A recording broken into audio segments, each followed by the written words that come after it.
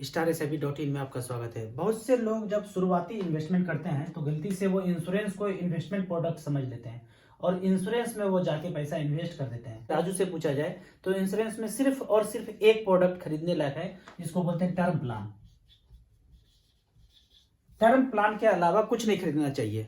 मैंने जैसे पिछले 7 साल से टर्म प्लान को मैं रिन्यू कर रहा हूँ।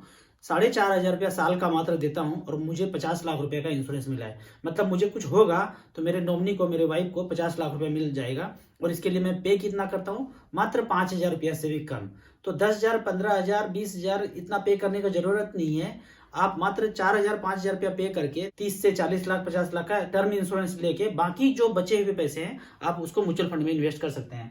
लेकिन मान लो कि कोई फंसी गए हैं तो क्या करना है? तो इंश्योरेंस में एक वर्ड है पेडअप। पेडअप का क्या मतलब होता है? मान लीजिए कि आपने एक पॉलिसी लिया था जो 10 से 15 साल को चलना है और 1-1 लाख रुपए सालाना दे रहे हैं, तो 5 साल मान लो आपने दे दिए हैं। तो पेडअप किसी किसी पॉलिसी में 3 साल के बाद भी कर सकते हैं और किसी किसी में 5 साल के बाद भी कर सकते हैं।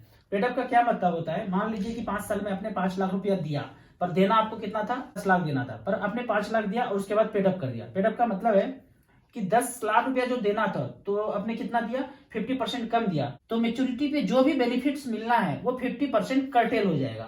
मतलब जिस रेशियो में पैसा दिया उसी रेशियो में आपको मेच्योरिटी बेनिफिट मिलेगा। यदि आप 100% पैसा देते तो 100% बेनिफिट मिलता, पर आप पूरा प्रीमियम नहीं दिए हैं, जितना दिए हैं उतने का ही बेनिफिट मिलेगा। इसको बोलते हैं पेडअप। मान लीजिए 6 बार दिया, अब नहीं देना चाहते हैं, तो 6 साल का जो भी बेनिफिट्स मिलता है वो आपका बेनिफिट रीस्टोर हो जाएगा।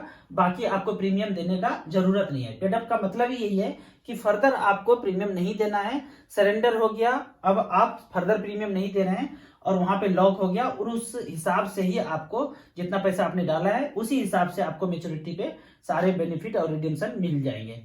इसको बोलते हैं पेडअप। तो आपको लगता है कि आपका पॉलिसी सही नहीं कर रहा है, जो आपको बताया गया वो सही नहीं था, तो पेडअप करके आप अच्छे म्यूचुअल फंड में जैसे SBI blue chip, SBI small cap, SBI large and mid cap, SBI global fund में आप वहां से पैसा निकाल के यहाँ स्विच करके रख सकते हैं। आपको ऑनलाइन इन्वेस्ट करना है तो StarSIP.in में जाके आप ऑनलाइन भी इन्वेस्ट कर सकते हैं। यदि आपको कोई क्वेरी है तो मेरे व्हाट्सएप नंबर 9929641265 पे मुझे आप व्हाट्सएप भी कर सकते हैं। Thank you so much.